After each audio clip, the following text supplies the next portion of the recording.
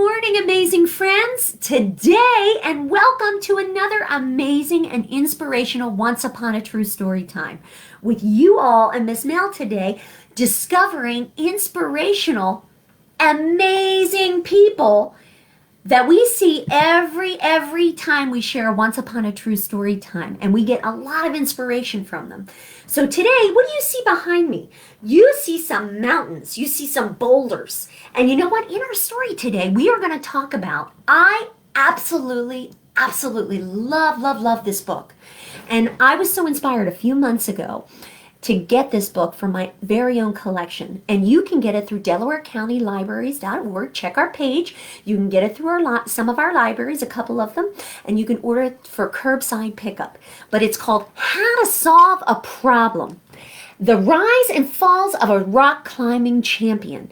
And our main character of our story today, it is a true story, a once upon a true story about a little girl who lived her dreams and her dreams became a reality. And her amazing story about Ashima Shiraishi. And Ashima Shiraishi is a rock climber. An amazing rock climber. She started rock climbing when she was 6 years old. 6! With her father in Central Park. And then all of a sudden she got the bug. She caught the bug for rock climbing. And she started rock climbing into her teenage years and is still rock climbing. And as a teenager, she has become one of the best sports climbers in history. Amazing. Ashima Shiraishi.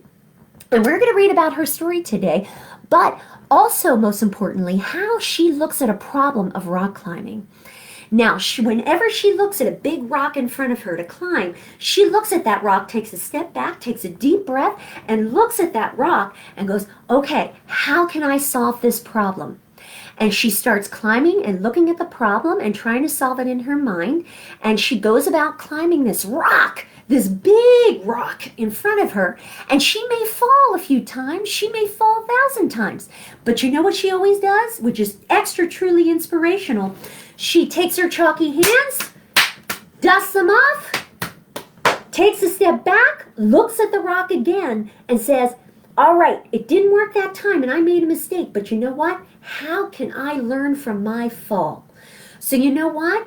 I want to tell you today, my loves, and every day, it is okay to make mistakes. It is all right. We learn from our mistakes. Welcome your mistakes, because you know what? When we look at our mistakes, we find different ways to look at the problem and solve it in a better way.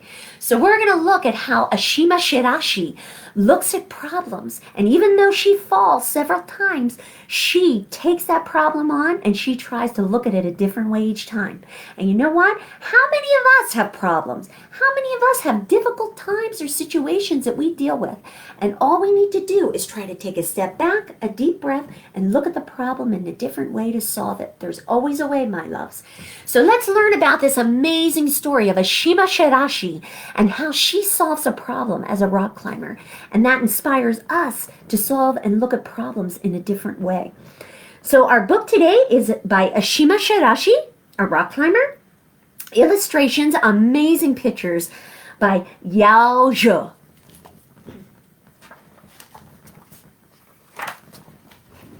Let's take a look. Oh my goodness, the pictures in here are amazing by Yao Xiao. I am Ashima. What I do is climb. I like to solve problems, which is to say, I make those problems mine. I make those problems mine. I own those problems, and I look at them in a different way. We also call our problems, as climbers, boulders problems. So as a climber, she looks at problems that she solves as boulders problems. We also call our problems problems when we rock climb. And to solve them both is sort of the same thing. Once I had a problem and it stretched all the way into the sky, and it was tremendously endless. Sometimes our problems can be that way, or our difficulties every day or each day. It was bigger than thinking. It was as huge as the air on the night of the planet. It was a problem bigger than any I had ever seen before. And I have seen plenty problems. So here she is looking up at the boulder as a big problem, and she's learning a different way how to solve it. And this is how she looks at her problems. There were twists and turns with my problem. There were places that looked as slick as glass on this boulder as a problem, and one part was arched like a question mark. And another part stuck out like my father's elbow. In that photo, I've seen of him dancing, and another was sharp and shaped like the bolts of fabric slacked in my mother's sewing room.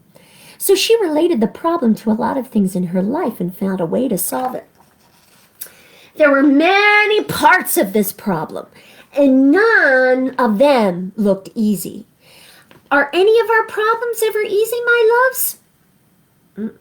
Are they tough at times? Are they difficult at times? But you know what? That's not going to stop us from facing them. We'll take that problem on. I sighed. Deep breath when she looked at her problem. Can we do that together? Deep breath.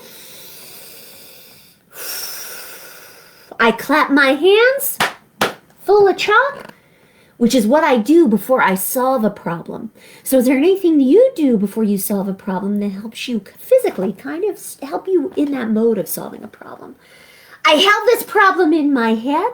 I mapped out every step, each place I would put my hand when climbing this rock. And then I began to climb.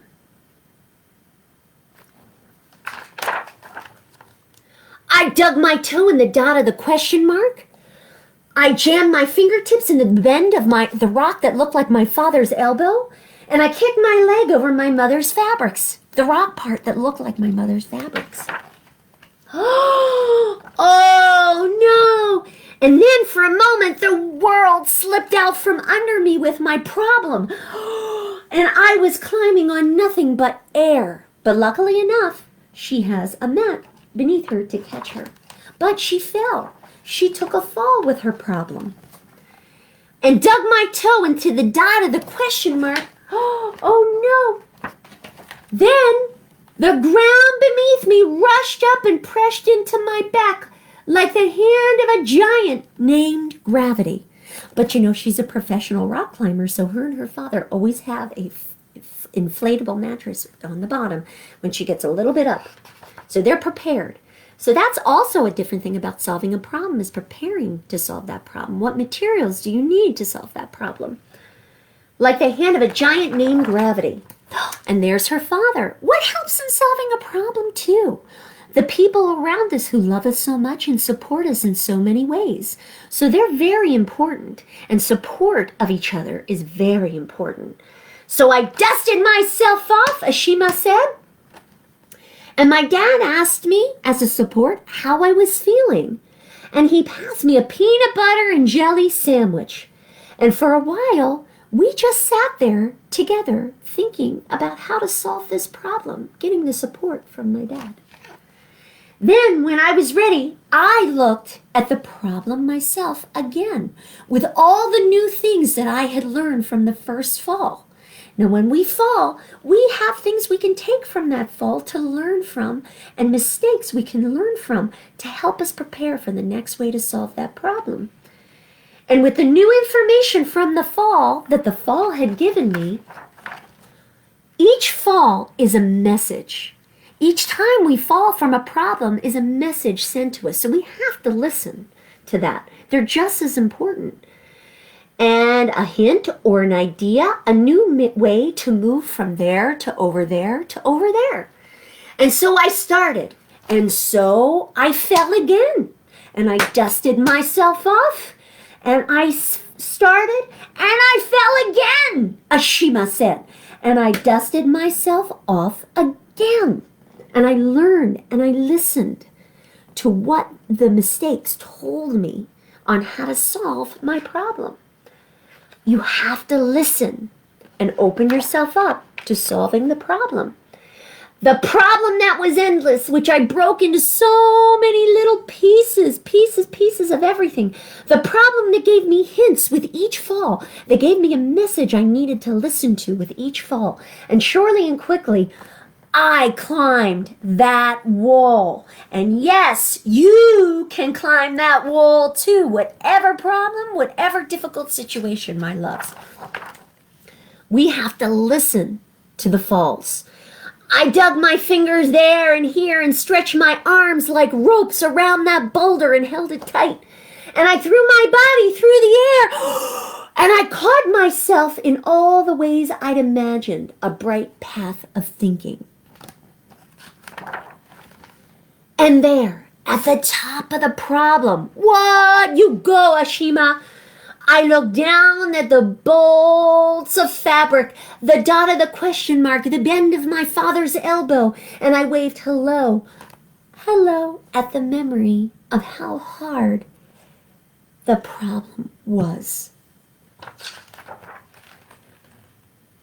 And you know what? All those mistakes I made, all those falls I made, that was okay because it helped me solve that problem. And you know what? I'm not going to let anything else stop me. I looked for another problem to solve, Ashima said. What? You go, Ashima. That is awesome. Ashima Shiraishi. And in this book, my loves, I'm also going to show you, in the back of the book, it gives a timeline. And what's a timeline? It's called Ashima's Ascent. And it shows you, when you get this book, if you get it from our libraries, you get one for your very own collection. It shows you a timeline of the different ages each year up to age 15 of how Ashima has solved her problems and accomplished them. And in what ways. Let's read one. Let's see. Ashima Shiraishi at age 6. Ashima begins climbing at Rat Rock in Central Park, New York City. And let's see, let's read a couple more. I'm excited. Let's read a couple more. Age 7, Ashima enters her first climbing competition at age 7. Let's kind of fast forward to age 10. Ashima at age 10. Ashima becomes the youngest person ever to climb a V13 problem. Crown of Aragon in Huka Tonks. Only elite climbers and professionals can climb at this grade. At age 10. What? And Ashima, at the end of the timeline, it says, what comes next? And Ashima always says, the sky's the limit. You go, Ashima. That is awesome. And this is a picture of Ashima Shiraishi in the back of our book. She's still a teenager, Ashima Shiraishi. And by Yao Xiao, all the amazing pictures of her different stances while climbing, as well as the different falls. So Ashima Shiraishi, we thank you, and Yao Xiao, we thank you so much for this amazing book on how to solve a problem. Because you know what? It inspires all of us to make those mistakes, to allow ourselves to make those mistakes, find difficult situations every day, and learn how to deal with them in such a good way to increase our self-confidence and our courage. So thank you, Ashima Shiraishi and Yao Xiao. All right, my loves, what an amazing book. Now, Miss Mel also has a link in our amazing Once Upon a True Story Time today, that above our video post today, that you can click on to find a phenomenal video, a kid-friendly video that you and your parents can watch together to learn more about Ashima Shiraishi. So I hope you take an opportunity to learn more about Ashima Shiraishi and how she solves a problem. And I hope you were inspired today, you and your parents were inspired to look at problems head on or difficult situations head on and learn the different ways we can take a step back. And even though we fall a few times, we welcome those mistakes and learn how to address our problems in a good way. So my loves, have a good day, enjoy, and we are going to see you tomorrow and Wednesday. Now tomorrow we have our story time, our rest of our holiday story times. Tomorrow we're going to read an amazing story all about Hanukkah. And we are going to learn a little bit more about the celebration of Hanukkah. And on Wednesday, we are going to have an amazing story time about Kwanzaa. And we are going to learn in that story time a little bit more about Kwanzaa. And in each one of our story times, remember, Miss Mel and you do an amazing STEM craft that we are going to have fun doing together that can continue our celebrations. All right, my loves, have a good day and welcome that problem. We got this. Have a good day, my loves, and we'll see you tomorrow.